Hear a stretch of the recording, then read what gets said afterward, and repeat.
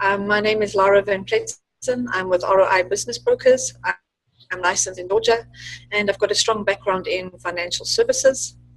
Just a brief introduction.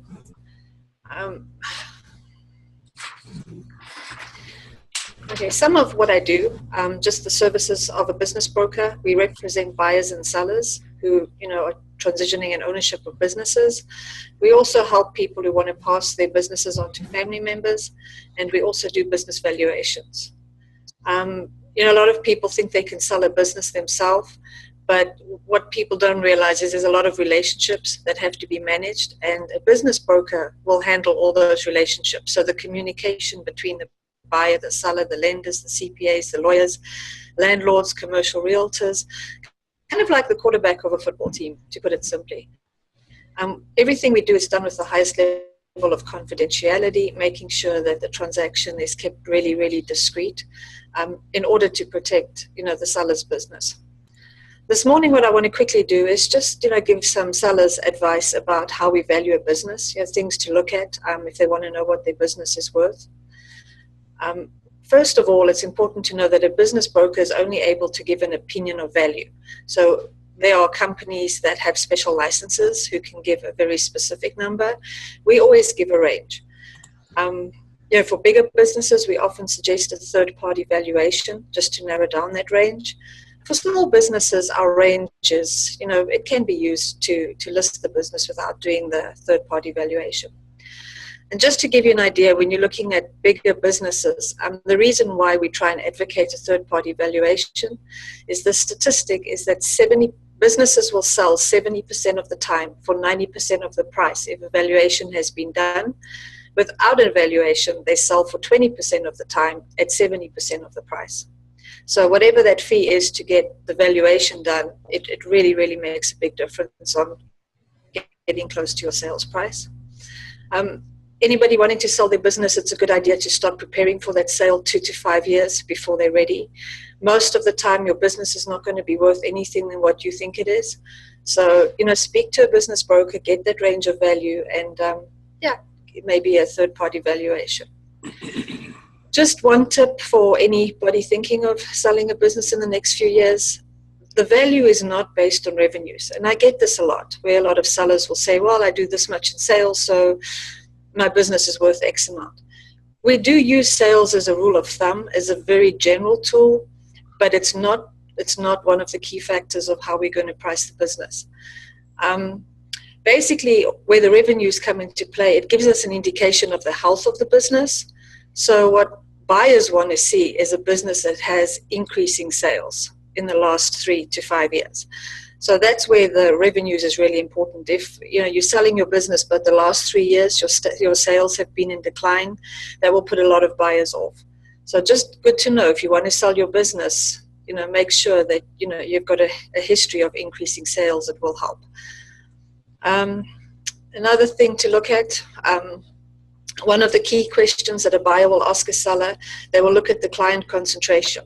So if you say, well, I do $1 million in sales, but 600,000 of that is just from 2 of your biggest clients, then that's not a good indicator of the health of the business either. So a question that will always be asked is, what sort of revenue is being generated from your top 5 to 10 clients? And that's just, to make sure that there's an income stream from a strong base of clients and that it's not concentrated around 1 or 2 key contracts. Buyers, what's really in demand right now is service businesses with repeat clients. So landscaping, pest control, garage repairs, HVAC, high demand because there's a lot of clients. A good mix of commercial, residential is a good business to list for sale right now. And then, what sellers also another point to consider if you are thinking of selling a business is all the years you've been in business, your accountants have tried to show you ways to minimize your taxes. And so they try and show low profit. So I've spoken to business owners with $2 million in sales and they're making like $1 profit a year, which is great while you're running your business and, when you're paying your taxes. But when you sell, that's all going to come back to bite you. So because your business is not based on the sales, one of the key factors is your net profit. So if you're not showing any profit, Yes, there's things we can find, in their tax return. They're called add backs. So we can find your vehicle that you've been paying through the company. We can find your cell phone. And as long as there's a paper trail and it's a reasonable ethical add back, we can put those back. But generally, if you're thinking of selling your business, it's time to start paying more taxes and definitely showing increase in profit, because it makes a huge, huge difference on, what we're going to price your business at. So just on my last note, just to give you a quick example, and it's very detailed and I don't want to get into all the financials of it, but just as an indication, if you increase your seller's discretionary earnings by $50,000 a year. Now, seller's discretionary earnings is an amount we calculate that includes the profit plus some of the add backs I mentioned. So any discretionary spending that you've put through your business that's not crucial to the bottom line of the business, that comes into play. So if you show you've got $50,000 more profit a year, yes, you might pay an extra $10,000 in tax, but the sales price of the business is based on a multiple. So that $10,000 you pay extra in tax, it can still add $100,000 to the price of your business. So you're more than going to get it back. And even if you do that for 3 years, yes, you might pay $30,000 extra in tax over 3 years, but still, $100,000 more on the price of your business, you get it back plus some. So that's sort of the biggest tip I can try and give to anybody thinking of selling their business, and why it's so important to speak to a business broker a couple of years before you're ready to sell. Because if you haven't been doing some of these things, you can start doing them and, wait a couple of years and then get a much better price for your business. At the bottom here, I've just got a link to a website. It will give you an idea of your readiness to sell, csuiteadvisors.com. Value Builder System. It's a little tool that will, you can do. And any questions, you're free to email me at alvanpletzen@roibusinessbrokers.com. Thank you. Well, the question that I guess I had was do you offer, like, if a business owner, that's any business owner that's watching your presentation right now, if they say, well, you know what, I just want to kind of get a sense of maybe like a half-hour consult. Do you do any of that stuff? Or like if somebody could just call you and just kind of give advice or anything like that, do you do any of that kind of stuff? Yes, we do offer, our first meeting, we'll do a complimentary range of value. We do work with business owners. Sometimes we talk to them for 1 or 2 years before they sell. So, we'll meet with them if it's a really, really small business and it's something that's, a little too small for us. We'll put them in touch with other business brokers that specialize in that. But absolutely, we'll do a range of value, and from there, point people in the right direction or talk to them and start giving them tips and help them to get their business to the point where, they're going to be comfortable selling it. And so, often we'll have clients for 1 or 2 years that we talk to without charging any fee before it finally goes to market. Okay. Anybody else?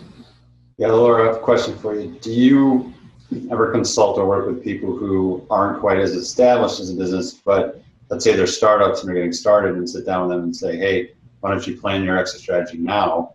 Like, or have you even thought about what you want to do with this business in 3 to 5 years? Are you going to sell it, and have you thought about even an exit strategy? That way you're kind of they're starting with the end in mind. Is that something you do, or do you wait until these already established people? We work mostly with established businesses, so we will talk to people about that, but from established businesses. We don't really get involved with startups. If we run into people like that, we will put them in touch with a business coach or a financial advisor.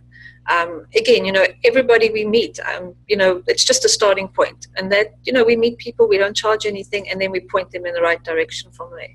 Sure. So, we make sure that it's not, that they don't leave us empty-handed, without knowing what the best advice or best track for them is going forward. Anybody else? All right, thank you, Lara. That was very illuminating, and we appreciate it. And if anybody's out there that knows of anybody who might be, retiring, they have a business for a long number of years, and they just getting up there in age and want to exit, as they're said, then please get in touch with Lara.